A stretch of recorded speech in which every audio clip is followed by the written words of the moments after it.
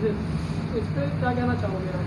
देखिए 5 अगस्त को हो रहा है, ये बहुत ही ऐतिहासिक पल है और जो हिंदुओं को काफ़ी सदियों से इंतज़ार था और काफ़ी संघर्ष के बाद ये माननीय सर्वोच्च न्यायालय के आदेश पे मंदिर के निर्माण के मार्ग प्रशस्त हुए हैं। तो वो हमें उस ऐतिहासिक पल, उस क्षण का हमें वो है इंतज़ार है और हमें नहीं, संपूर्ण राम भक्तों को, संपूर्ण सनातन धर्मी हिंदुओं को है। रही बात, देखो कुछ लोग उस पे मुहूर्त पे ही भी प्रश्न उठा रहे हैं, जैसे ओवैसी जी ने बोला है सर। नहीं वैसी जी तो देखो ऐसा है, वैसी क्या है, वैसी तो हमेशा कभी राम पे टिप्पणी करते हैं, भगवान राम पे, कभी माता कौशल्या को लेकर टिप्पणी बोलते हैं। तो वो तो हिंदुओं के प्रति वो जहर उगलते रहते हैं और उन्होंने जो बोला उसमें कोई दम नहीं है। प्रधानमंत्री जी अजमेर शरीफ उन्होंने चादर भेजा था, तो हमने तो नहीं वो कहा कि आप मुसलमानों को क्यों भेज रहे हैं, और कितनी मुस्लिम धर्म गुरु के कार्यक्रम में वो जाते हैं। और ये तो लोकतंत्र में बहुमत का प्रभाव है, बहुसंख्यकों के भगवान मंदिर का वो है, और जिसको मीर बाकी ने तोड़ा था। तो यहाँ पे मंदिर का निर्माण होना अपने आप में ये पूरी राष्ट्र का निर्माण है, तो इसलिए इस पे किसी भी तरीके से जो लोग इसको नकारात्मक टिप्पणी कर रहे हैं वो गलत है। अच्छा, दूसरी बात मुहूर्त की बात है, ये सत्य है कि मुहूर्त तो जो देव शयन में होता, देव शयन में भगवान हरि पतालोक में शयन में चले जाते हैं, तो इस समय कोई शुभ कार्य नहीं होते।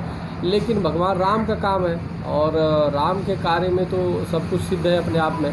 तो इसलिए अगर हिंदू महासभा ने तो रक्षाबंधन से यानी 3 तारीख से ही उसके लिए चूँकि शुभ रहे और सबके लिए वो अच्छा रहे, तो अगर जो मुहूर्त भी नहीं है तो ठीक हो जाएगा, राम का काम है, तो उसके लिए 3 तारीख से भी हवन पूजन और श्री राम जय जय राम की जाप अखंड करेगी और वो करेंगे। और भगवान का भव्य श्री राम लला का मंदिर जो बनेगा वो बड़ा ऐतिहासिक होगा, सबके लिए कल्याणकारी होगा, पूरे देश ही नहीं विश्व के लिए, और निश्चित रूप से पूरा भारत का गौरव बढ़ेगा इससे।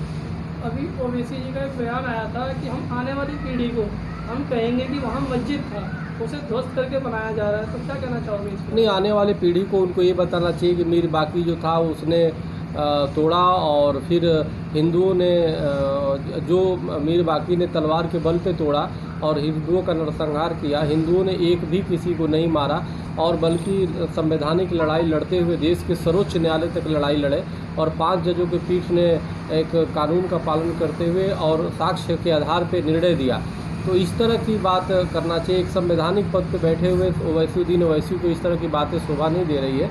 वो बिल्कुल असंवैधानिक बात कर रहे हैं और बिल्कुल सांप्रदायिक सद्भाव को बिगाड़ने वाली बात कर रहे हैं। तो हमें लगता है सरकार को कहीं ना कहीं उन पर ठोस कार्रवाई उनके खिलाफ़ करनी चाहिए, क्योंकि ये एक दंगा भड़काने वाली बात है। दूसरी बात ये है कि जो ऐसी बोल रहे हैं वो सुप्रीम कोर्ट के सर्वोच्च न्यायालय की अवमानना कर रहे हैं। एक तरह जब सर्वोच्च न्यायालय ने जब आदेश कर दिया कि वहाँ पे मंदिर था, मंदिर है, तो फिर आप मस्जिद की कैसे बात कर रहे हो? इसका मतलब कहीं ना कहीं आप एक अलग पाकिस्तान की संरचना तैयार कर रहे हो, कहीं ना कहीं आप अल्पसंख्यकों को भड़काने का प्रयास कर रहे हो, जो बहुत ही निंदनीय है, घोर निंदनीय है। इसकी जितना निंदा की जाए कम है। और हम तो ऐसा देख रहे हैं कि आने वाले भविष्य में जो ओवैसी हैं वो जिन्ना के रूप होंगे। यही हाल रहा तो अगर इन पर कंट्रोल नहीं किया गया, तो इसलिए जिन्ना बने, एक अलग पाकिस्तान की भी मांग करके डेट में ना करने लगे। इसके पहले इन पे कार्रवाई करना चाहिए, इनको अरेस्ट करना चाहिए और ये सज़ा देना चाहिए, कठोरतम इन पे कार्रवाई हो, ताकि दूसरा कोई भारत में जिन्ना पैदा ना हो, ताकि वो भारत पाकिस्तान की तरह बंटवारा ना हो देश का। तो इसलिए ऐसे लोगों से सावधान रहने की आवश्यकता है। देखिए, शरद पवार जी ने जो बोला वो अगर जो कोरोना वायरस चल रहा है तो कोरोना में उन्होंने ये भी बोला था, उनके मंत्री ने भी बोला था पाटिल ने कि इस समय कोरोना के इलाज के लिए कार्य करना चाहिए। तो सरकार से हम कहना चाहते हैं, सरकार तो शराब बिकवा रही है, शराब रोकने के लिए तो बात वो नहीं कर रहे हैं। शराब रोकना चाहिए, कोरोना शराब से तो और कोरोना फैल रहा है। तो इसलिए शराब को रोकने की बात कर नहीं रहे और मंदिर रोकने की बात कर रहे हैं, तो बड़ा दुर्भाग्यपूर्ण है। इसकी जितनी निंदा की जाए कम है। और शरद पवार जी कहीं ना कहीं वो दिग्भ्रमित हो चुके हैं, कहीं ना कहीं वो कम्युनिस्टवाद और नास्तिकवाद के सिद्धांतों पे चल रहे हैं और मुस्लिम तुष्टीकरण मुख्य ये लोग करते हैं। तो ये बिल्कुल वो नहीं है। अभी बकरीद है, बकरीद पे भी मैंने मुस्लिम समाज से बार बार हम मांग कर रहे हैं कि भाई किसी भी तरीके से बकरा न काटिए, जीव हत्या न करिए, क्योंकि जीव हत्या के कारण ही कोरोना उत्पन्न हुआ है। और कोरोना का वो आया है, जैसे चाइना में और तमाम बकरीदों पे जीव हत्या होती है, तो उससे एक एनर्जी है जो हुआ है। तो अगर जो जीव हत्या न हो तो कोरोना ऐसे ही शांत होगा, कोरोना ख़त्म होगा। तो मुस्लिम भाइयों से भी निवेदन करते हैं कि बकरीद पे इस बार सार्वजनिक रूप से देश ही नहीं पूरे विश्व के मुस्लिम एकजुट होकर के संकल्प लें कि हम जीव हत्या नहीं करेंगे, किसी प्रकार का बकरा भैंसा या किसी भी प्रकार का जीव हत्या नहीं करेंगे, तो पर्यावरण में और अच्छा माहौल होगा और शुद्ध होगा और वास्तव में देश दुनिया स्वर्ग बनेगा।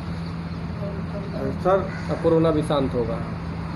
रक्षाबंधन का त्यौहार आ रहा है, हिंदू महासभा की ओर से देशवासियों को क्या संदेश देखिए, देना? रक्षाबंधन प्राचीन काल में गुरु और शिष्य का त्यौहार होता था। गुरु शिष्य को बांधता था और उसको आशीर्वाद देता था और शिष्य उसको वचन देता था कि मैं गुरु की रक्षा करूंगा, और धीरे धीरे करते हुए भाई बहन तक आ गया। रक्षाबंधन ऐसा त्यौहार है जब किसी को रक्षा बांध सकते हैं। रक्षाबंधन में हमारे यहाँ देखो पीपल को रक्षा बांधने का संकल्प, पीपल ऑक्सीजन देता है, तो जो हमें कुछ देता है, जैसे गुरु हमें ज्ञान देता है, पीपल हमें ऑक्सीजन देता है, चाहे जो भी, तो उसको हम रक्षा, गऊ को भी रक्षा बांधने का हमारे यहाँ की गऊ दूध देती है, तो इसलिए हमारे यहाँ पवित्र ये बड़ा संबंध है। हम उसको बांधते हैं जिसको हमें उसको रक्षा करनी होती है और एक दूसरे के रक्षा का संकल्प लेते हैं। तो ये भाई बहन का तो है ही है, बाकी गुरु शिष्य का भी है, और बाकी हम जिसको मानते हैं, जिसको हम वो करते हैं, उनको रक्षा बांध के संकल्प ले सकते हैं रक्षा का। तो ये ज़रूरी है कि हम एक दूसरे का ये इसमें संकल्प लें कि हम